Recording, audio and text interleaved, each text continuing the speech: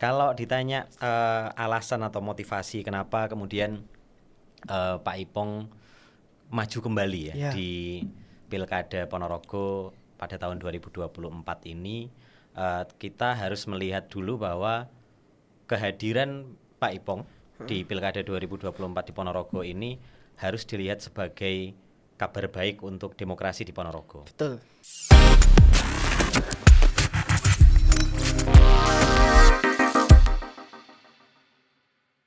Baiklah teman-teman, pada episode kali ini kita mendatangkan dan kedatangan narasumber yang sangat spesial. Beliau sebagai pelaku ekonomi kreatif dan juga pengamat politik. Marilah kita sambut Mas Najih. Terima kasih Iya. Mas Solikan. Oh iya, ada yang kurang Mas, juga pelaku politik. Ketinggalan ya. Iya Mas, ini kesannya kayak di TV ya, mau menyambut siapa gitu. Mas Najih, bagaimana kabarnya? Alhamdulillah Mas Solikan sehat, terima kasih. Alhamdulillah. Sudah diundang ke podcast Ponorogo. Ya. Akhirnya bisa datang ke sini. Siap, terima kasih juga loh Mas sudah mau mampir dan duduk di kursi podcast Ponorogo Mas. Bukan kursi panas ya tapi ya. Bukan. Karena di bawah ada AC-nya Oh Mas. iya, masih adem. Iya. Oke. Mas Najih ini adalah salah satu tim ses dan jubir mudanya Pak Ipong Muklisani ya Mas. Ya betul Mas Pak Solikan. Ipong Muklisani dan Segoro Luhur. Ya betul. Ya. Nah, ini yang menarik gini Mas. Di dalam pilkada serentak ini, khususnya di Ponorogo ini, kayak duel El Clasico Mas. Ya. Karena gini, Ya. Pak Ipong dulu pernah menjabat Betul.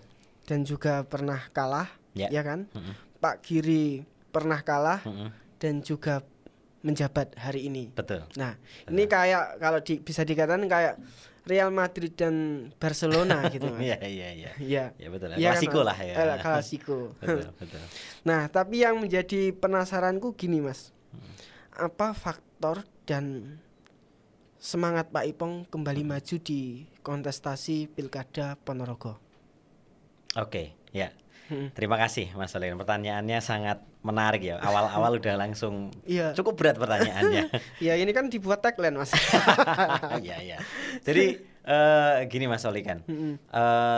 2015 Pak Ipong dan Pak Giri sudah pernah bertemu. Ya. Waktu itu paslonnya ada 4 ya. Dan Pak Ipong muncul sebagai pemenang Ya. menjabat 2016 sampai 2021.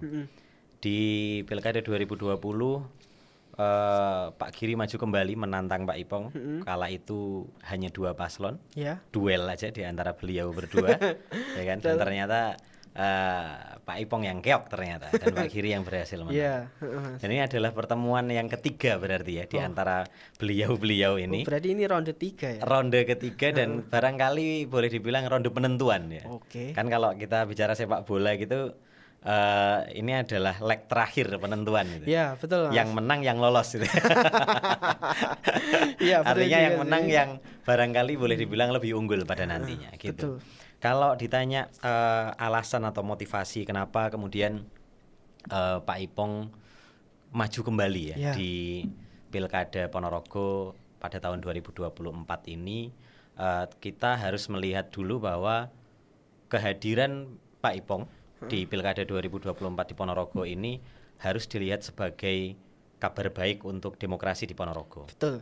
Karena kita tahu kemarin pada prosesnya ada beberapa bakal calon ya, Ya. yang digadang-gadang kan ada beberapa nama Betul. yang sudah sempat ikut juga mendaftar di beberapa partai, Aha. tapi mungkin belum berhasil mendapatkan rekom. Iya. Andai misalnya Pak Ipong tidak ikut ya turun gelanggang di tahun 2024 ini, ngalamat Ponorogo itu nanti musuh bumbung kosong. Ya. Ya kan, suara karena kotak hanya kosong. ada Pak Giri sebagai petahana yang kita tahu hari ini memborong Ya. semua atau mayoritas partai yang ada di Ponorogo gitu. Jadi kita harus lihat dulu bahwa kehadiran Pak Ipong di pilkada kali ini adalah Ya. angin segar buat demokrasi kita di Ponorogo. Kenapa? Karena dengan turun gelanggangnya kembali Pak Ipong di pilkada 2024 ini, Ya. maka Pak Giri sebagai petahana nggak bisa leha-leha. Betul juga Mas. Iya kan? Iya. Nggak bisa leha-leha. Andai misalnya musuh bumbung kosong, Iya. kan ya kita mungkin bisa mengatakan hampir pasti bisa menang kembali kan gitu. Betul. Tanpa harus bersusah payah nyusun program-program, tanpa harus bersusah payah membuktikan hasil kerja, ya kan? Iya. Tanpa harus bersusah payah kampanye dan lain-lain. Tapi dengan hadirnya Pak Ipong, maka masyarakat Ponorogo akhirnya punya bahan perenungan, punya bahan untuk mempertimbangkan. Dan ibarat orang belanja, Iya. kita kalau belanja itu kan nggak mungkin cuma melihat satu barang, pasti kita akan cari perbandingan antara satu dan dua, atau mungkin 1, 2, 3 atau 1, 2, 3, 4. Iya. Gitu. Jadi kehadiran Pak Ipong di pilkada ini juga harus disyukuri oleh masyarakat Ponorogo karena akhirnya punya bahan pertimbangan yang lebih lengkap untuk apakah kemudian memutuskan melanjutkan Pak Giri atau menganggap Pak Giri tidak layak dilanjutkan, dan satu-satunya pilihan adalah mengembalikan tampuk kepemimpinan Ponorogo kepada Pak Ipong. Oh gitu. Berarti bisa disimpulkan bahwasannya demokrasi di Ponorogo ini sangat bagus sekali loh Mas. Dengan adanya Pak Ipong maju kembali ini. Iya kan? Betul. Ya, alhamdulillahnya kita syukuri bahwa dengan kehadiran Pak Ipong kemarin juga masih ada beberapa partai yang meskipun mungkin mengambil langkah yang tidak populer karena sangat wajar sebenarnya dimaklumi ketika partai-partai itu cenderung berpihak ke petahana. Karena ya logisnya adalah petahana punya kemungkinan menang yang lebih besar daripada penantang gitu ya. Jadi wajar aja kalau partai-partai itu sekarang banyak yang Pak Giri, itu nggak masalah. Dan kita juga dari tim Ses Ipong Luhur tetap bersyukur karena mendapatkan dukungan kursi yang cukup untuk bisa lolos kemarin. Betul, mendaftar Mas. Ya dengan 10 kursi yaitu dari Partai Nasdem dan juga Partai PAN dan ditambah dari PBB yang meskipun tidak punya kursi di DPRD Ponorogo. Gitu. Oke, ini ngomong-ngomong tim Ses Mas ya. Ini aku mau mencoba bertanya atau mungkin tentang program-program yang dibuat oleh Ipong Luhur ini. Nah, kita mulai dari tagline yang pertama ini Mas ya. Oke. Ini ada kata durung telat, ayo dandani Ponorogo. Nah, mungkin bisa dijelaskan Mas maksudnya yang didandani itu apa gitu. Nah, mungkin apakah jalannya ya kan? Apakah SDM-nya? Nah, itu mungkin apa yang dimaksud oleh Ipong Luhur ini Mas?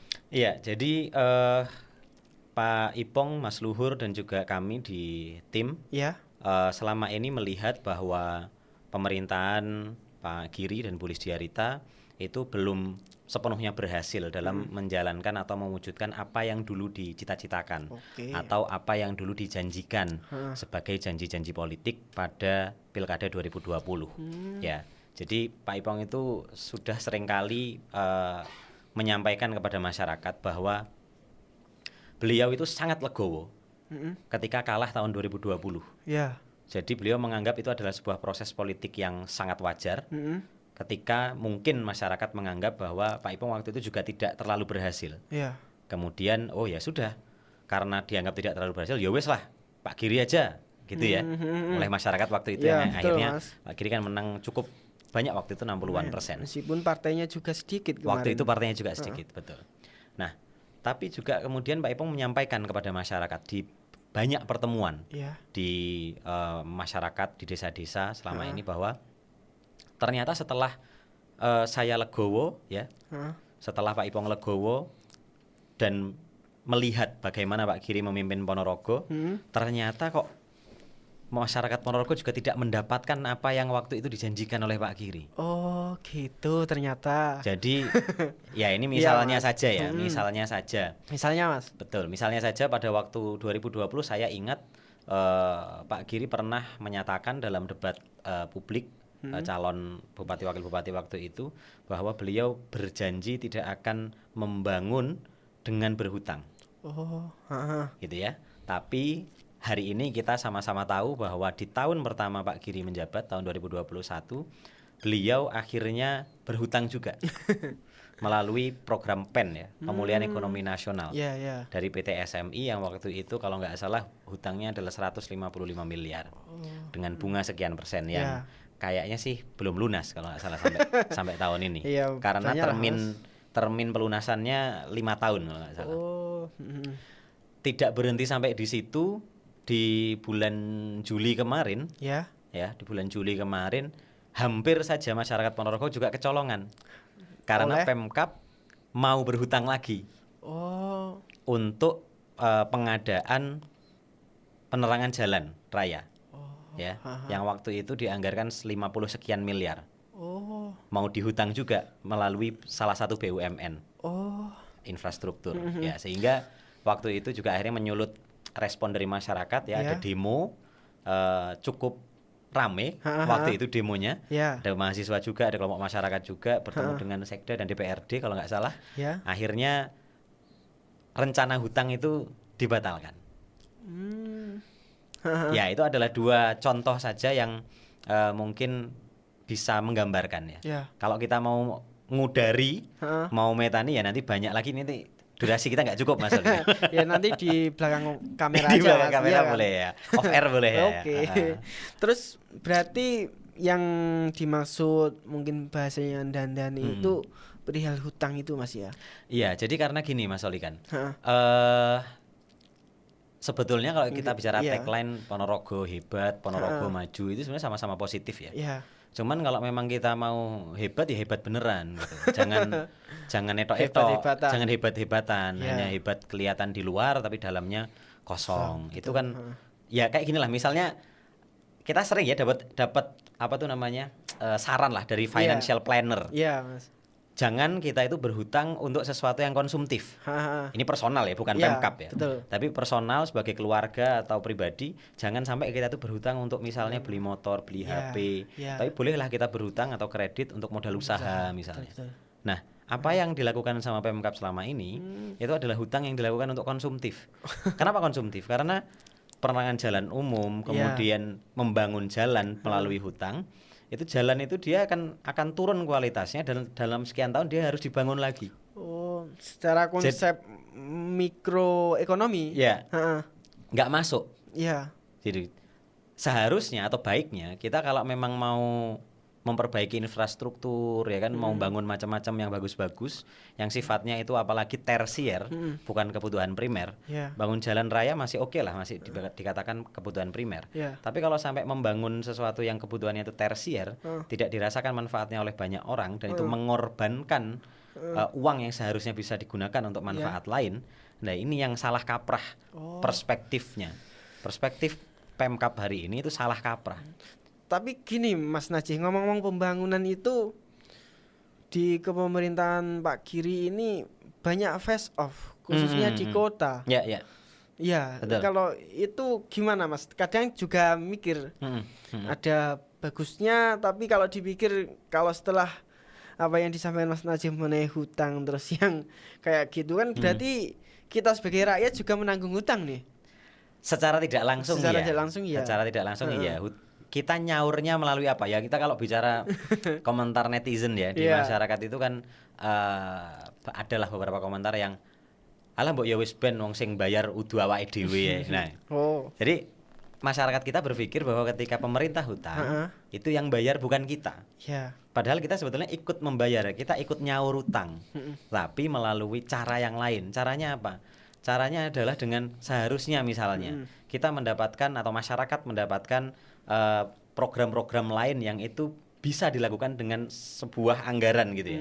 Tapi karena pemerintah tidak mau menggunakan anggaran ini untuk program yang dimaksud itu, karena pengen mengalokasikannya untuk yang lain, sehingga akhirnya masyarakat nggak dapat. Misalnya apa sih yang diamanahkan undang-undang besar-besar itu? Ya infrastruktur dasar, kemudian pendidikan, kesehatan, ya itu kan hal-hal pokok yang harusnya diberikan oleh pemerintah selaku pengelola negara, panitia negara kan pemerintah ini ya. Ya kalau misalnya bapak itu dia punya gaji misalnya 5 juta untuk 3 orang anak, ya pikirlah dulu sangune anak sekolah, pikirlah dulu seragame anak sekolah, bukune, ya kan SPP-ne nunggak apa ora kan gitu. Jangan tiba-tiba dengan uang 5 juta itu terus pengen gawe pager sing megah.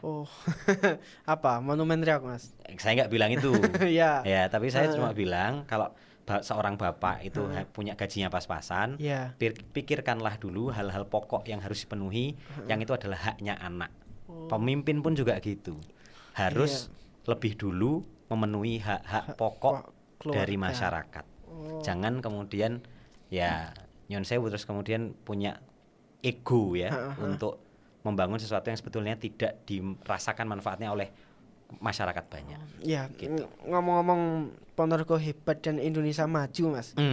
Kalau boleh dispesifikkan perbedaan antara mungkin makna dari Ponorogo hebat dan Ponorogo maju ini apa, Mas? Kalau ini ya saya mendengar Ponorogo maju itu ingatnya Pak Jokowi yang Indonesia maju. Iya kan? Ya, apakah betul, seperti Pak Jokowi nanti juga bangun gitu, Pak Ipong? Itu juga menjadi salah satu concern utama ya dari program-program Ipong Luhur di tahun 2024-2029. Tentu yang namanya pembangunan fisik infrastruktur itu adalah hal yang sangat dibutuhkan.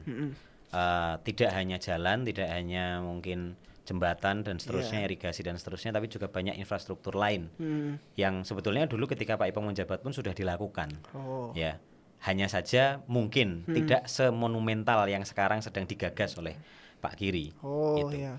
Nah, kalau kita bicara, kalau Mas Soli kan menanyakan apa bedanya Ponorogo hebat sama Ponorogo maju.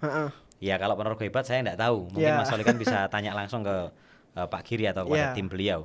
Tapi kalau Ponorogo maju yang kita maksud di sini adalah bagaimana pemerintahan daerah Kabupaten Ponorogo itu dikelola dengan cara yang bijaksana dan adil dengan mengetahui apa yang menjadi kebutuhan pokok dan urgent oleh masyarakat.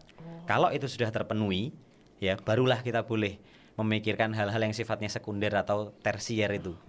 Kalau kebutuhan pokok misalnya apresiasi, pemenuhan hak terhadap guru-guru tidak tetap, ya kan, guru-guru honorer, guru-guru TPA, guru-guru ngaji itu sudah kita lakukan, bolehlah kita memikirkan yang lain.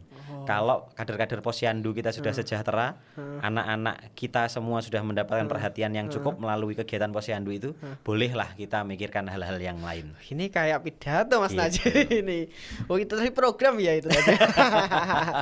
Ya itu sekilas Mas. Jadi maju di sini dalam artian maju pemikiran kita dalam mengelola anggaran Kabupaten Ponorogo itu untuk hal-hal yang memang diamanahkan oleh undang-undang, untuk hal-hal yang memang dibutuhkan oleh masyarakat. Oke, Mas, ini ngomong-ngomong tentang monumen ya.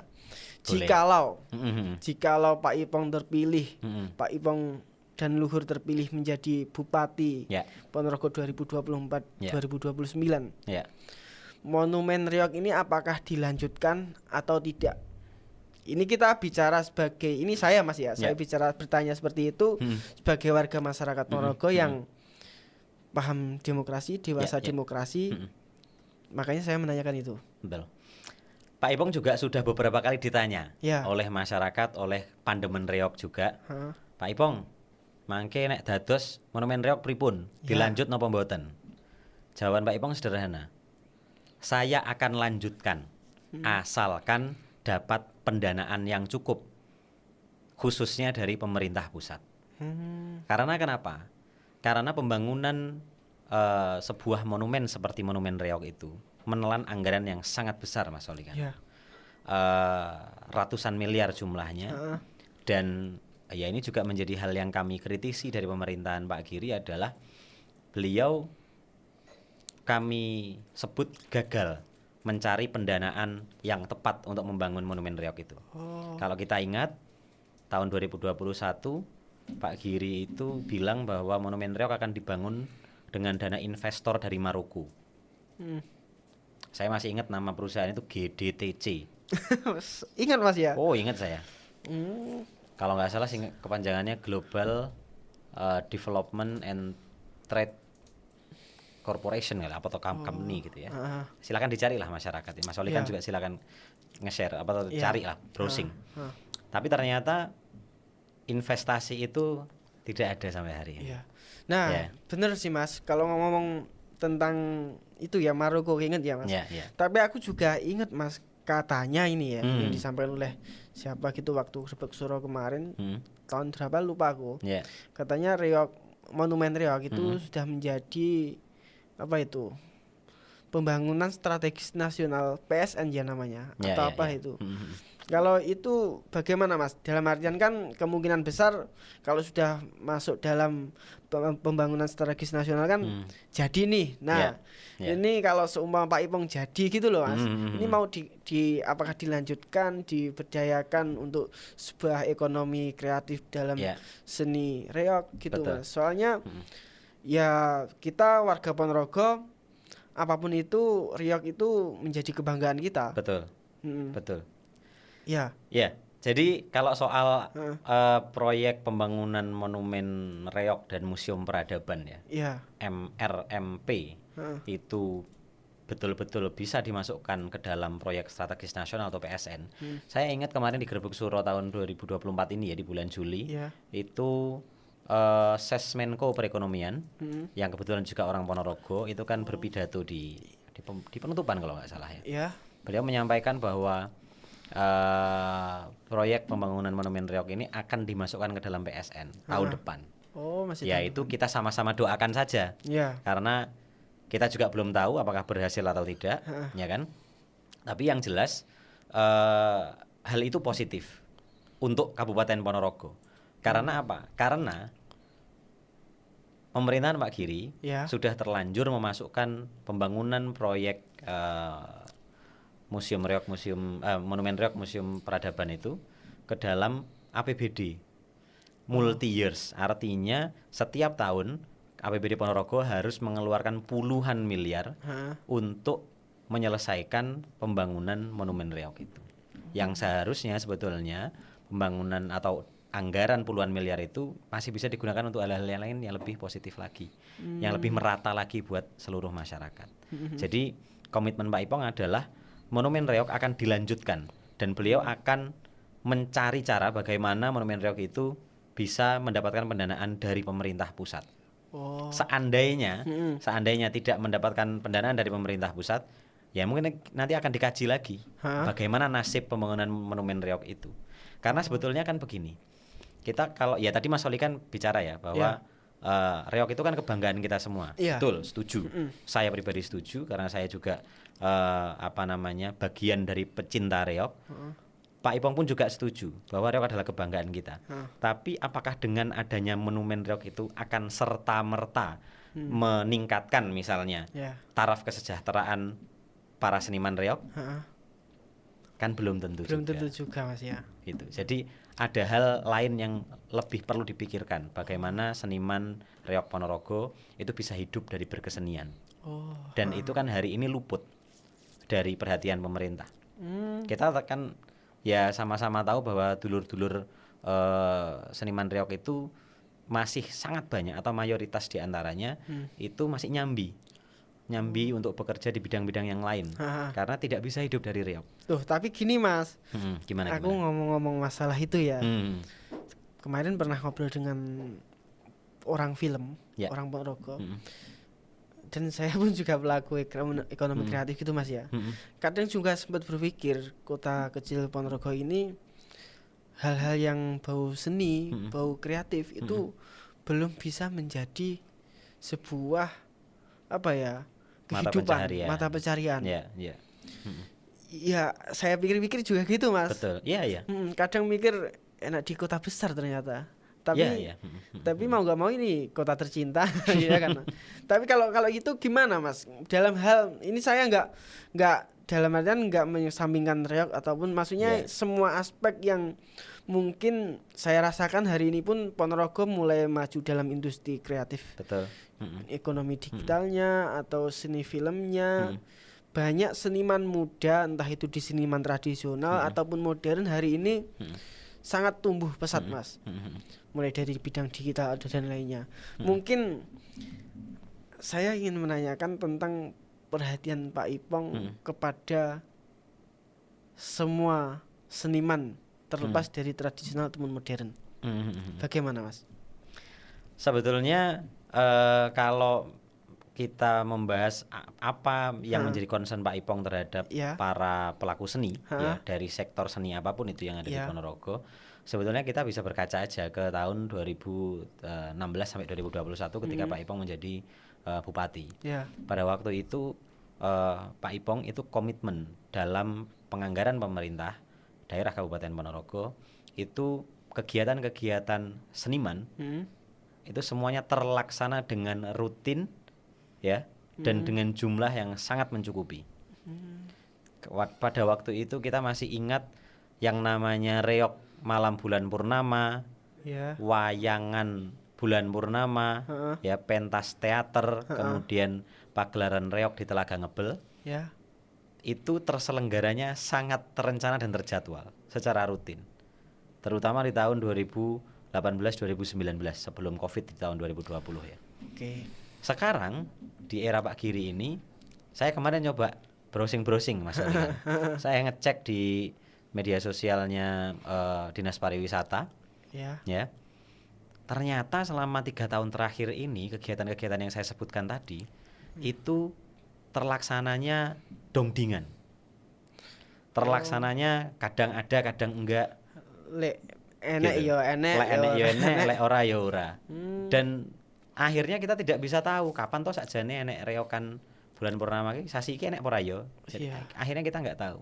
Beda ketika di tahun 2018 2019 terutama ketika zamannya Pak Ipong waktu itu yang jadwal itu sudah keluar, rutin terselenggara. Ya kan, di panggung alun-alun ada reog, di Paseban ada wayangan, di gedung kesenian ada teater, ya kan, di Ngebel ada reokan juga. Dan itu kena dititeni, oh sok anu enek reokan yang Ngebel, oh sok anu enek teater di Padepokan Reog dan seterusnya. Artinya kita itu ya masyarakat, kalau kita mau melihat komitmen dari pemerintah, itu jangan dilihat dari omongannya, tapi dilihat dari kebijakan yang lahir dari kepemimpinan dia.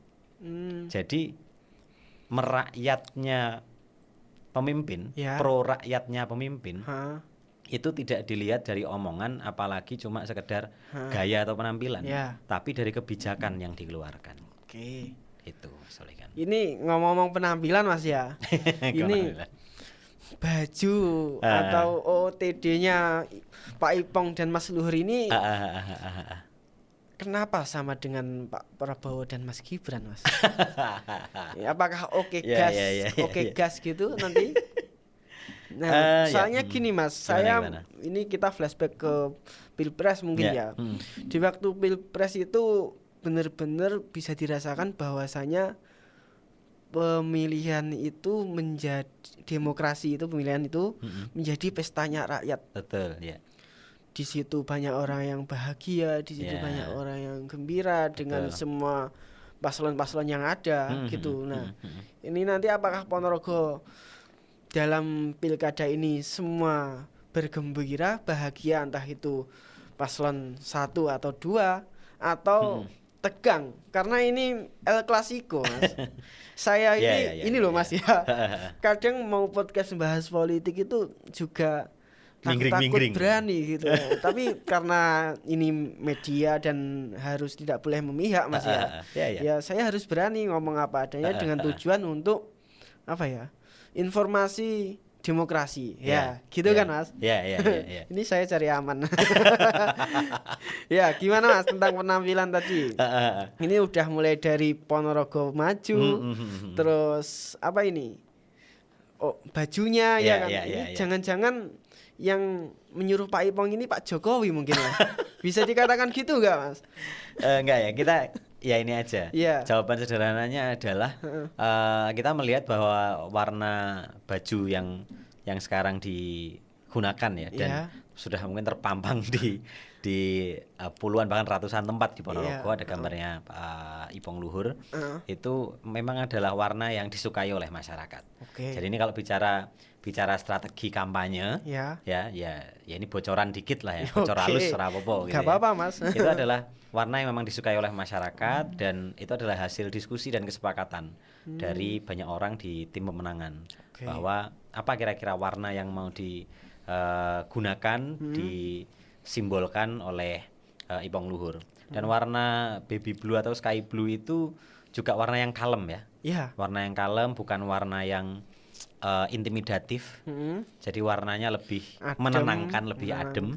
Harapan kita pilkada tahun 2024 ini jangan sampai terjadi hal-hal yang apa ya, menyebabkan masyarakat itu jadi terkotak-kotak. Oke. Jangan sampai Pilkada 2024 ini menjadikan masyarakat berselisih antara yang mendukung Pak Ipong dan mendukung Pak Giri.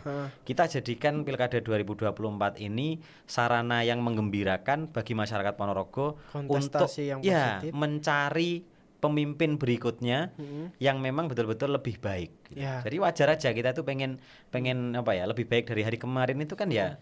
Oh, boleh-boleh aja kan bagus kan itu. Gitu.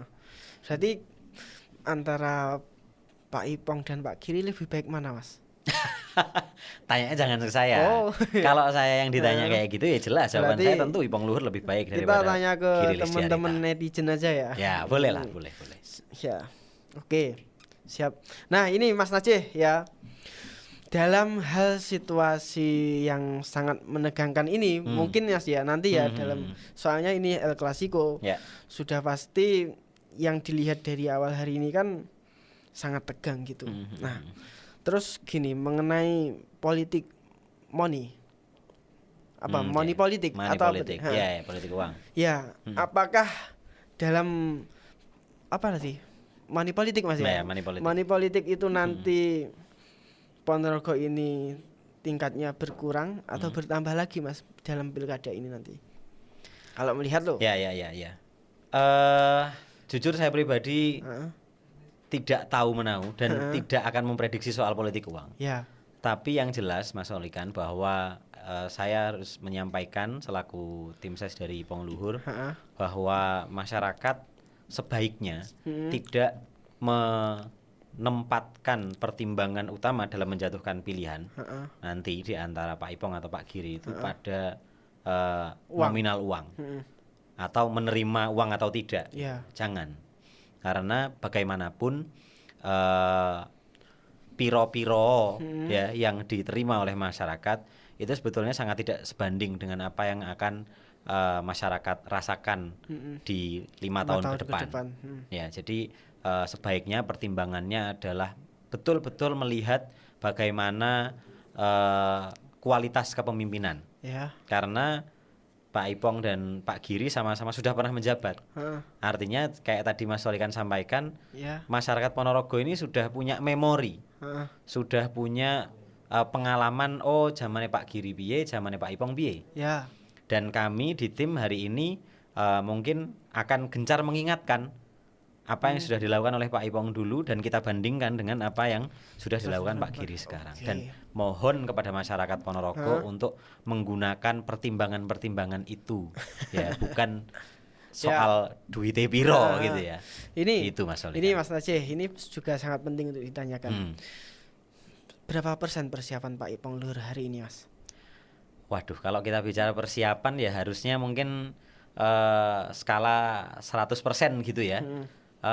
Hari ini kita persiapan barangkali boleh dibilang sudah 50% lebih. 50%. Ya, karena apa yang diperlukan untuk penyusunan program-program sudah selesai.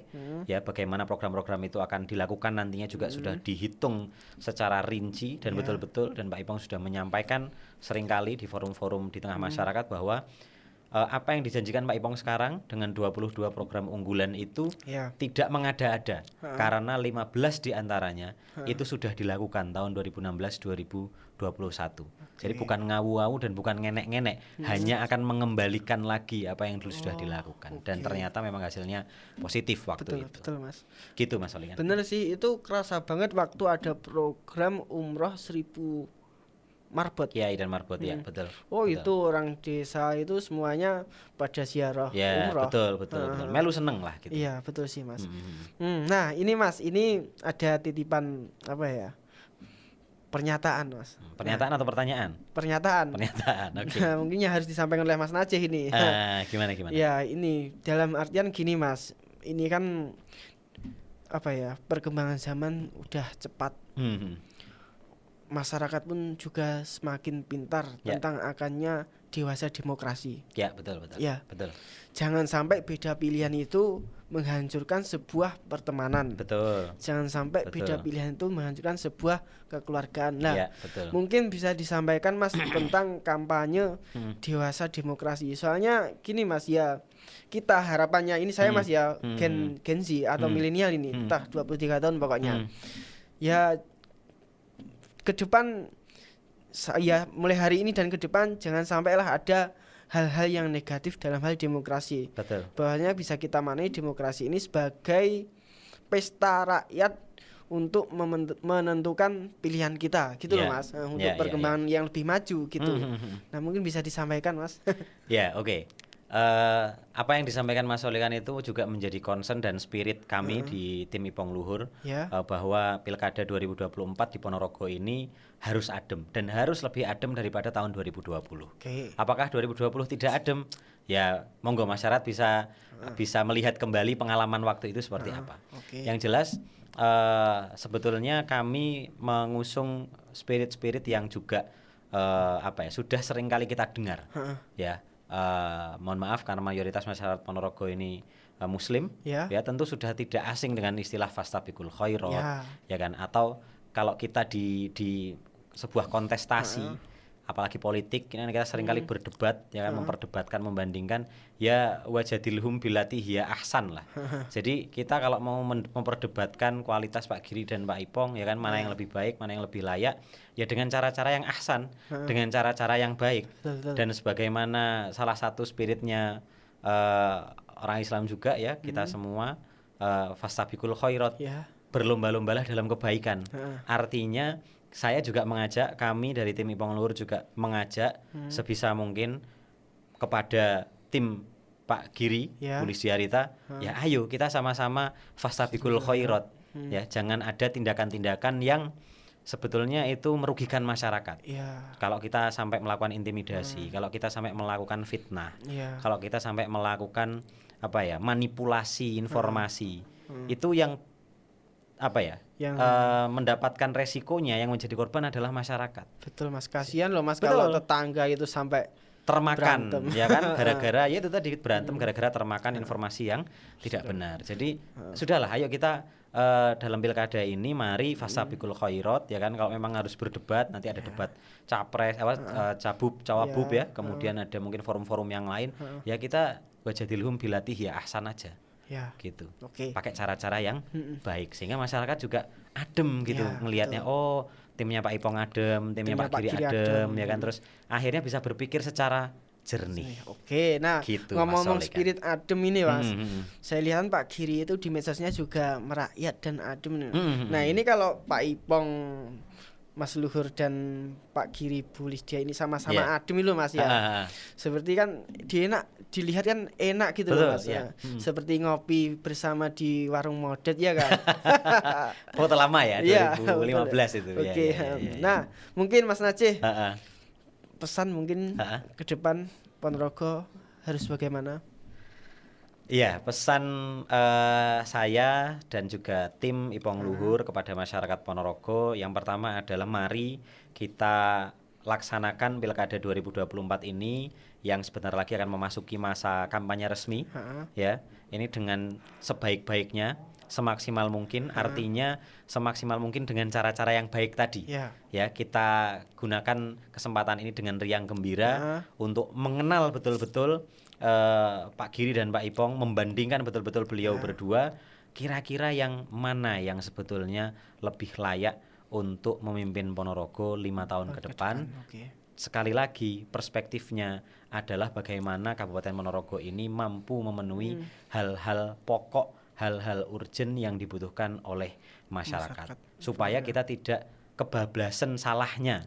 Kalau kita sampai kebablasan salahnya, nanti 5 tahun ke depan susah kita kembali ke jalan yang benar. Betul Mas. Gitu. Jadi Dandani Ponorogo ini adalah mengembalikan proses perjalanan pemerintahan daerah dari yang arahnya ini kurang tepat kembali ke jalan yang benar. Oke. Ihdinas sirotol mustaqim. Siap. Itu Siap. Mas Solikan. Mas Najih. Oke.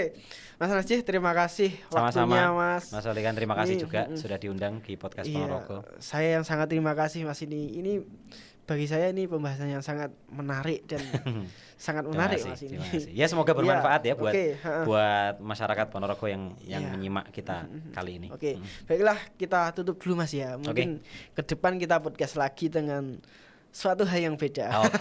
Oke. Boleh. Siap. Boleh. Baiklah, terima kasih teman-teman yang sudah menonton. Jangan lupa subscribe. Oke, sekian, terima kasih. Dadah.